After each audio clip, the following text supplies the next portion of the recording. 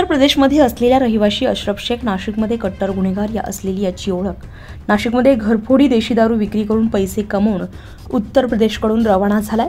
नाशिकमध्ये परत देशी दारू चोरी करण्यासाठी येणार असल्याची गोपनीय माहिती नाशिक रोड पोलीस स्टेशन येथील वरिष्ठ पोलीस निरीक्षक अशोक गिरी यांना माहिती मिळताच PSI संदीप पवार, पोलीस हवालदार विजय टेमघर, पोलीस हवालदार संदीप पवार, पोलीस हवालदार विष्णू गोसावी, पोलीस हवालदार अविनाश देवरे, पोलीस हवालदार नाना पानसरे, विशाल कुवर, समाधान वाजे, अजय देशमुख, रोहित शिंदे, गोकुळ कासार, योगेश रानडे, सागर आडणे या पथकानं 3 दिवस सीताफीने कट्टर चोरी करणारा आरोपी अशरफ शेख, दिलीप यादव, रजनीकांत त्रिभुवन याला ताब्यात घेऊन चोरी करण्यात वापरलेले साहित्य, सेंट्रोकाल, 5 दुचाकी ताब्यात घेण्यात आल्या।